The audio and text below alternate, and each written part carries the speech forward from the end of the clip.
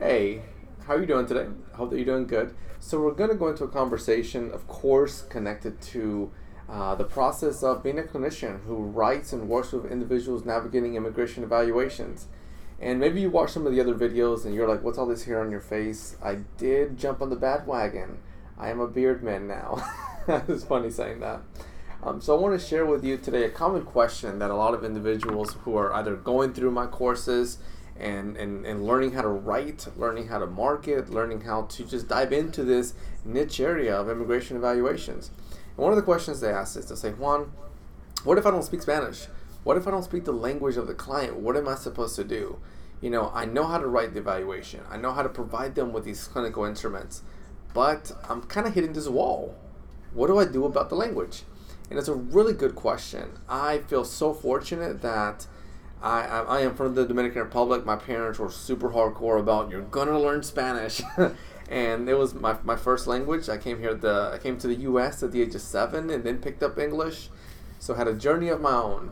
But what I want to share with you, and I wrote it down here, so I apologize for looking down, is a resource. It's called the language line. I like to utilize that research or to recommend that resource. Sorry, not research, because it's effective, it's efficient, it's professional, and it's been around for quite a good amount of time to show its reputation. Now, you can utilize that service if there's a language that you're not able to support the client in. And then what I do want to encourage beyond that point, right? So let's say that you utilize the service and now you have that support system.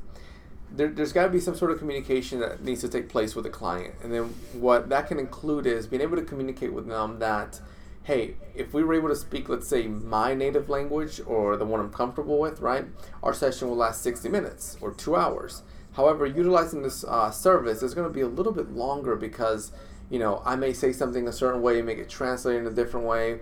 It could just lead to an extension of service. It's not an issue, it's not a big deal, it's not a bad thing.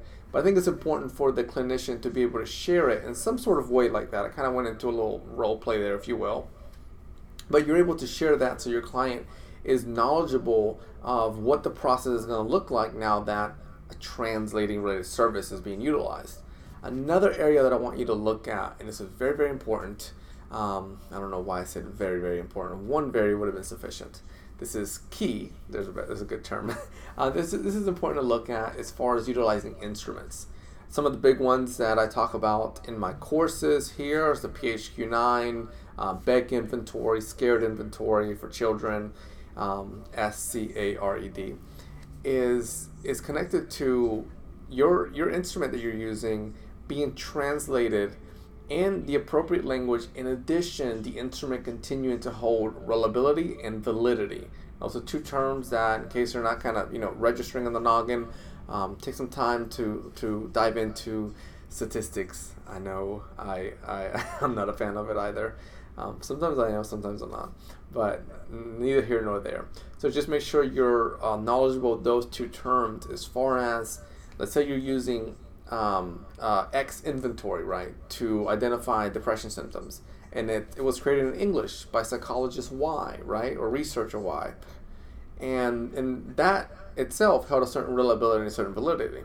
If you change the language, it's gonna impact those areas because it hasn't been studied in that way, and then that could lead to the evaluation itself being impacted in a certain way. And I assume that you can guess which kind of way it would be impacted. And I think that's where, as clinicians, we need to make sure that we are abiding by our ethical code.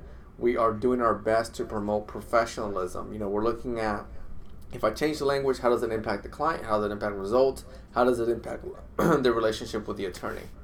So overall here, we share that resource as far as the language line that you're able to utilize, and then making sure that you're communicating with your clients as far as, if we're using a translating related service, the session may be extended a little bit, but hey, no big deal. Doesn't mean that things are going in the wrong direction.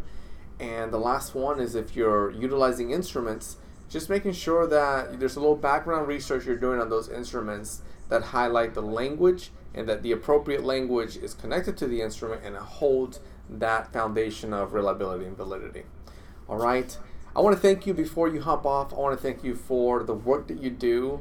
Again, I'm a native of the Dominican Republic. My family, we came here, we came to the U.S., and we're very fortunate to, I really like to call it the American dream. We're very fortunate to be here, to be living that. I have small kids, and they're here. They have a life that I'm very blessed and very fortunate. My eyes are getting watery. I'm sorry.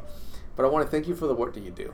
I want to thank you for the clients that you serve, the communities that you serve, and being here with me. Take care.